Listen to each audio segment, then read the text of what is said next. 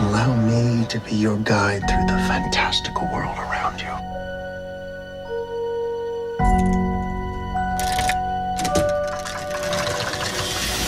Welcome to Spiderwick. Hello, Jack. How are you? I'm doing well. How are you? I'm very well, thank you. So let's go back to the beginning. How did you end up with the world? Were you familiar with the show, with the story before getting it? Yes, I was familiar with the story before. When I was a kid, the movie had come out, and I saw it with my grandpa, and they had toys at McDonald's. I remember getting a toy, and it was like one of those monocles you could look through, and I was like so fascinated, and I was like, I can see all these creatures. It's so sick. I like love the idea of having a quote unquote imaginary critter buddy, and that was just so fascinating to me. And then cut to, I guess, 18 years, oh, no, maybe not 18, 15 years later or something. Maybe a little less. I don't know. A long time ago, I was Yeah, into it's the Spiral amazing you end Chronicles. up with the role. Yeah. And I guess, yeah. So it was a long time ago. Anyway, I found this, they came to me and I through an email, and then I met Kat Quario and Aaron Cololite on a FaceTime or something. And we played with the voice, and they talked to me about the character, and yeah, and then I guess the rest is history, and we got to play a lot in the studio. Yeah. Since you mentioned finding the voice, how is the process for you for finding actually the voice for Thimblefect? Did you ever watch Martin Short's performance of this character, or you decided to let the directors of the show guide you? No, Marty Short is the greatest reference point. He's the friggin' man, and I love him. He's the best. Nobody could ever come close to what he does. He's the man, and but I also tried to do something of my own sort of thing. I wasn't really trying to emulate him in a way. I was trying to emulate the magic that he encapsulated, because he is a magical artist, and tried to do something like that. But I don't know. I guess I played a lot, and I learned from the creators that Thimbletack talk speaks in rhyming couplets and in limericks, and Yeah. that was a fun challenge to face, and especially with a new voice and playing with a voice. Yeah, but they let me roam on a very long leash, and I was able to explore the character in depth, kind of in my own, with the occasional sprinkling of fairy dust, guidelines, sort of thing. Can't trust anyone. And I'm always curious when an actor does a acting role for something that is live action, because how is the process of recording for you? Do you ever get to visit the set, hang out with the rest of the cast, or you just go to do your own thing on the recording booth and get it done? Good question. They had already shot the show in its entirety, and they had a little puppet on set that somebody off camera was doing the lines for, and they were still, I think, trying to figure out who to cast for Thimbletack while they were on set shooting it. Oh. Yeah, and then they found me, and I said, "Oh my God, please, please, please! I'd love to do this." Yeah, I always thought it was the other way around. You record the voice first, and then they go shoot it. Well, there's sometimes, I guess, every case kind of, it goes case by case. Everything, it's always different.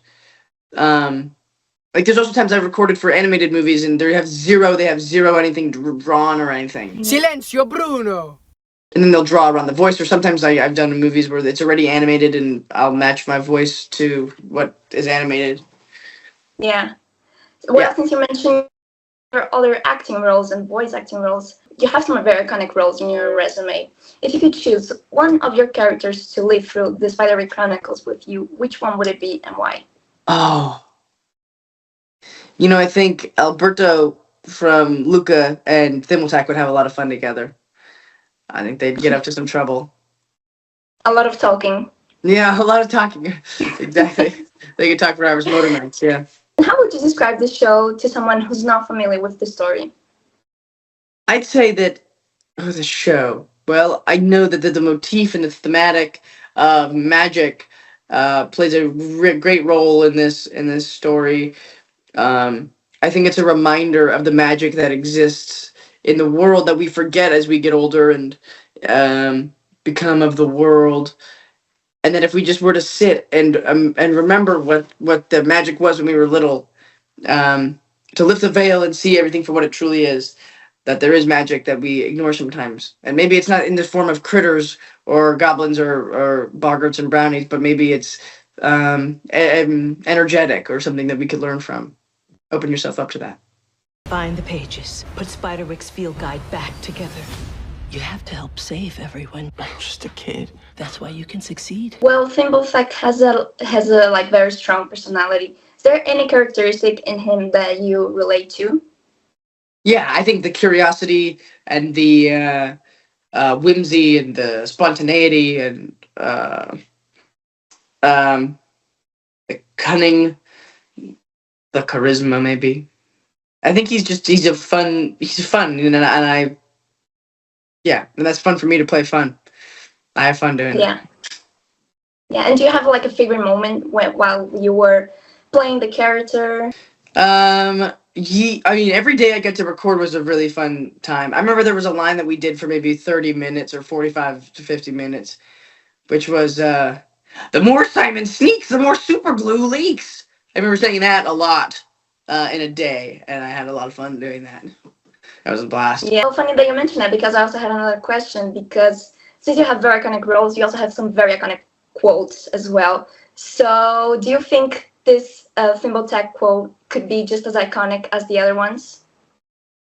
Or I don't know. just choose another one? I don't know. Maybe. I don't really, am not the person who decides what's iconic and what's not. I think that's kind of up to the people. I don't know. When I'm doing a performance, I never think about, oh, this could be iconic. I kind of just think, I'm going to give this my best shot sort of thing.